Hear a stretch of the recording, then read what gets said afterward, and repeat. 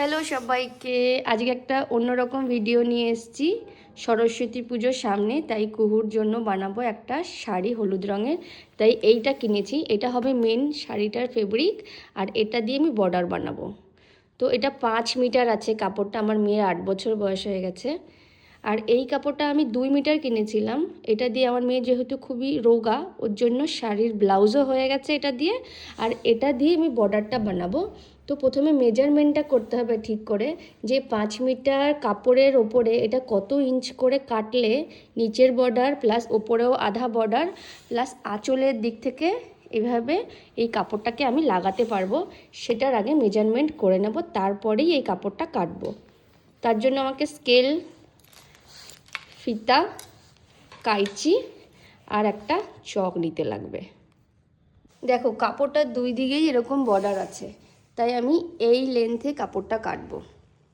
পুরো কাপড়টাকে এইভাবে বিছিয়ে নিয়েছি। সবার আগে যেই কাপড়টা আমরা ইউজ করি সেই কাপড়টাকে ভালো করে প্রেস করে নিতে হয়। প্রেস করে নিলে তাহলে এই কোচকানোগুলো চলে যায়, আর জিনিসটা কাটতে ড্রয়িং করতে এর ওপরে প্রথমে এই ধারগুলো সমান করে নিতে হবে। এই পাশেও সমান করব, এই পাশেও সমান করব। সমান না করলে ডিজাইনগুলো বেঁকে বেঁকে যাবে। দুই পাশ থেকে সমান করে কেটে নিয়ে এবার টেপ দিয়ে মেজারমেন্ট করে করে দেখব যে 3 ইঞ্চ নিলে পুরো কাপড়টাই লেগে যাবে না 4 ইঞ্চ নিলে পুরো কাপড়টাই লেগে যাবে। এইভাবে মেজারমেন্ট করে দেখব আগে। দেখো এইভাবে লম্বা লম্বা করে চক দিয়ে সেম মাপের কেটে নিয়েছি, এই দাগ টেনে নিয়েছি। এবার এগুলোকে কেটে নেব।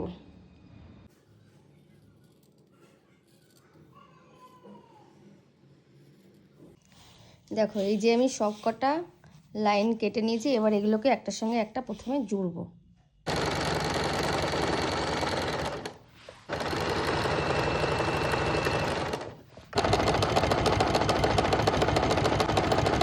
একটার সঙ্গে একটা এই যে পার্টগুলো সব জুড়িয়ে নিয়েছি লম্বা করে।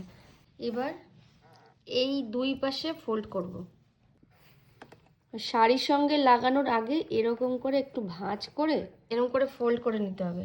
দুই পাশ থেকে ফোল্ড করে নিয়ে ডাইরেক্ট শাড়ির উপরে লাগানো যায়, বা এরকমভাবে দুই পাশ থেকে ফোল্ড করে নিয়ে আগে সেলাই করে নিয়ে এর উপরে, তারপরে শাড়ির সঙ্গে লাগালে যাদের কাঁচা হাত তাদের জন্য সুবিধা হবে।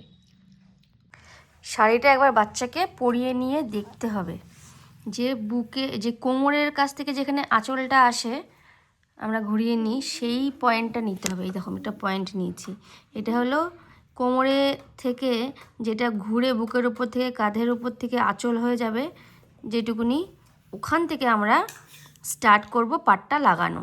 তারপরে আঁচল দিয়ে তারপরে নিচের দিকে লাগাবো। তাহলে আমরা বুকের ওপরের ওই পাটটা থেকে কিন্তু পাটটা লাগানো স্টার্ট করব।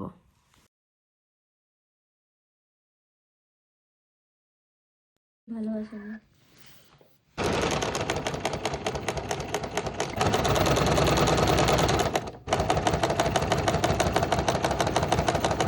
তো এই দেখো শাড়িটা কমপ্লিট হওয়ার পরে পুরো লুক। প্রেস করা হয়নি কারণ খুব তাড়াহুড়ো করে বানিয়েছিলাম। শাড়িটা একদম পুজোর দিন সকালবেলায় রেডি হয়েছিল। তারপরে বাড়িতেও তো ওকে ট্রায়াল দিতে পারিনি, স্কুলে ছিল, স্কুল থেকে নিয়ে যাদের বাড়িতে গেছিলাম ওর বান্ধবীদের বাড়িতে, সেখানে গিয়ে শাড়িটা পরিয়ে ওকে পুজো দেওয়ালাম। তারপরে এই পোজগুলোও দেওয়ালাম। তোমাদের ভিডিও ভালো লাগলে অবশ্যই লাইক করো, কমেন্ট করে জানিও শাড়িটা কেমন লেগেছে। যদি তোমাদের কোনো প্রশ্ন থাকে আমাকে অবশ্যই করো, আমি অ্যান্সার দেবো। চলো সবাই ভালো থেকো, সুস্থ থেকো, টাটা।